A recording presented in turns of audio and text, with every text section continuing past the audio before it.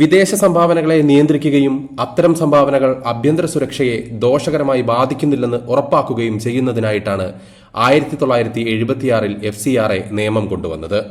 2010 നിയമ ഭേദഗതി കൊണ്ടുവരികയും ചെയ്തു. ഇന്ത്യയിൽ നിലവിൽ ഏകദേശം 16,000 NGOകൾക്ക് വിദേശ ധനസഹായം കിട്ടുന്നു എന്നാണ് കണക്ക്. ഓരോ വർഷവും ഏകദേശം 22,000 കോടി രൂപയാണ് FCRA നിയമപ്രകാരം രജിസ്റ്റർ ചെയ്തിരിക്കുന്ന സംഘടനകൾക്ക് വിദേശത്ത് നിന്ന് ലഭിക്കുന്നത്. വിദേശ പണം സ്വീകരിക്കാൻ ഫോറിൻ കോൺട്രിബ്യൂഷൻസ് റെഗുലേഷൻ ആക്ട് അഥവാ FCRA പ്രകാരമുള്ള രജിസ്ട്രേഷൻ നിർബന്ധമാണ്.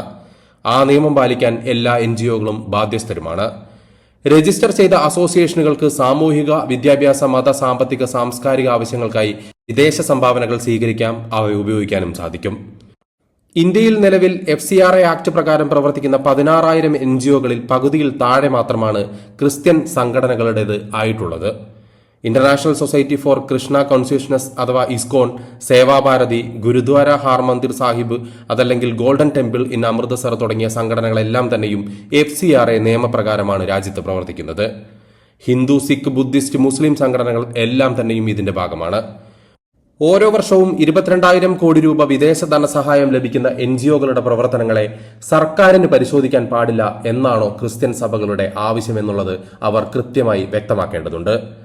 ക്രിസ്ത്യൻ NGOകളുടെ മുൻകാല ചെയ്തികൾ കൂടി ഇതിന്റെ കൂടെ ചേർത്ത് വായിക്കേണ്ട ഒന്നാണ്. കൂടംകുളം ആണവ പദ്ധതിയെ തകർക്കാൻ foreign contribution regulation act FCRA നിയമം ദുരുപയോഗം ചെയ്ത് വലിയ തോതിൽ വിദേശ പണം സ്വീകരിച്ചു. ചാരിറ്റിക്ക് എന്ന് പറഞ്ഞെത്തിയ പണം ഇന്ത്യ വിരുദ്ധ പ്രവർത്തനങ്ങൾക്ക് ഉപയോഗിക്കുകയായിരുന്നു അവർ ചെയ്തത്. അന്നത്തെ പ്രധാനമന്ത്രി മൻമോഹൻ സിംഗ് തന്നെ ഇക്കാര്യം തുറന്നു പറഞ്ഞിട്ടുള്ളതാണ്. അതിൽ 4 NGOകൾക്കെതിരെ അന്ന് കേസെടുത്തു. ക്രിസ്ത്യൻ സഭകളായിരുന്നു ഈ സമരത്തിന് നേതൃത്വം നൽകിയത് എന്നത് പരസ്യമായ രഹസ്യമായിരുന്നു. പള്ളികളിൽ ഉൾപ്പെടെ അന്നത്തെ സമരക്കാർ തമ്പടിച്ചു കിടന്നു. സമാനമായ മറ്റൊരു സമരമായിരുന്നു 2018 തൂത്തുക്കുടിയിൽ നടന്ന ആന്റി സ്റ്റെർലൈറ്റ് സമരം. അത് പോലീസ് വെടിവെപ്പിൽ കലാശിച്ചു. അതിനും നേതൃത്വം നൽകിയത് സഭകൾ തന്നെയായിരുന്നു. രാജ്യത്തെ കോപ്പർ നിർമ്മാണ മേഖല തന്നെ അവർ തകർത്തു കളഞ്ഞു. കേരളത്തിൽ വിഴിഞ്ഞം പദ്ധതിക്കെതിരെ സഭകൾ സമരം ചെയ്തത് നമ്മൾ ആരും തന്നെ മറന്നിട്ടില്ല. വിദേശ പണം വാങ്ങി ഇന്ത്യ വിരുദ്ധ പ്രവർത്തനങ്ങൾ നടത്തി രാജ്യത്തെ വൻകിട പദ്ധതികൾ തകർക്കാൻ നോക്കിയതിനും കലാപശ്രമങ്ങൾ നടത്തിയതിനുമൊക്കെ തെളിവുകൾ നമുക്ക് മുന്നിൽ ഉണ്ട് എന്നുള്ള കാര്യം ഈ സഭകളൊക്കെ തന്നെയും ഓർക്കുന്നത് നല്ലതാണ്. അത്തരം ശക്തികളാണ് ഇപ്പോൾ പറയുന്നത് ഞങ്ങൾ വിദേശ പണം സ്വീകരിക്കും, പക്ഷെ അതൊന്നും പരിശോധിക്കാൻ പാടില്ല, നിയന്ത്രിക്കാൻ പാടില്ല എന്ന്. രാജ്യത്ത് എന്ത് നിയമം വന്നാലും ഉടൻ അത് ന്യൂനപക്ഷ വിരുദ്ധം, ഭരണഘടനാ വിരുദ്ധം എന്ന് പറഞ്ഞ് ഇരവാദമിറക്കി ബഹളമുണ്ടാക്കുകയാണ് ഇവരുടെ പതിവ് രീതികൾ. വോട്ട് ബാങ്ക് കാണിച്ചുള്ള ബ്ലാക്ക് മെയിലിംഗ് വേറെ തന്നെയാണ്. ഈ നാട്ടിലെ ഹിന്ദു, ബുദ്ധിസ്റ്റ്, മുസ്ലിം, സിഖ് സംഘടനകൾക്കില്ലാത്ത എന്ത് ഇരവാദമാണ് ഇവിടുത്തെ ക്രിസ്ത്യൻ സഭകൾക്ക് മാത്രമുള്ളത്? നിങ്ങൾ രാജ്യത്തെ നിയമങ്ങൾക്ക് അതീതരാണ് എന്നൊരു തോന്നൽ നിങ്ങൾക്കുണ്ടോ? പാർലമെന്റിൽ നിയമം പാസാക്കുന്നത് ഇവിടുത്തെ ജനങ്ങൾ തെരഞ്ഞെടുത്തവരാണ്. ജനങ്ങളുടെ അംഗീകാരമുണ്ട് ഈ നിയമങ്ങൾക്ക്.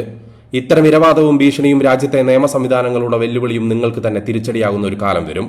കേരളത്തിൽ സഭകൾക്ക് സ്വാധീനമുള്ള സ്ഥലങ്ങളിൽ ആര് സ്ഥാനാർത്ഥികളാകണമെന്നുൾപ്പെടെ തീരുമാനിക്കുമ്പോൾ ഓർക്കണം, ഇവിടുത്തെ ഭൂരിപക്ഷ ജനതയുടെ സഹിഷ്ണുതയാണ് നിങ്ങൾ വെല്ലുവിളിക്കുന്നത്. ഇവിടുത്തെ ഭൂരിപക്ഷ ജനത മാത്രമാണ് മതത്തിനതീതമായി രാഷ്ട്രീയപരമായി വോട്ട് ചെയ്യുന്നത്. അവരെ കൊണ്ട് മാറി ചിന്തിപ്പിക്കാൻ ഇടയാക്കിക്കുന്ന പ്രവർത്തികളാണ് ഇവിടുത്തെ സഭകൾ ചെയ്തുകൊണ്ടിരിക്കുന്നത്. മതം പറഞ്ഞുള്ള ബ്ലാക്ക് മെയിലിംഗും വോട്ട് ബാങ്ക് കാണിച്ചുള്ള ഭീഷണിയും ഇവിടുത്തെ ഭൂരിപക്ഷ ജനതയും തുടങ്ങിക്കഴിഞ്ഞാൽ അന്ന് തീരും എല്ലാം എന്നുള്ളത് മനസ്സിലാക്കുക. രാജ്യത്തെ നിയമങ്ങൾക്ക് അതീതരാണ് നിങ്ങളെന്ന തോന്നൽ വെറുതെയാണ്. സംഘടിതരാണ് എന്നതിന്റെ അഹങ്കാരവും താമസിയാതെ തന്നെ മാറുന്നത് നമുക്ക് കാണാനും സാധിക്കും.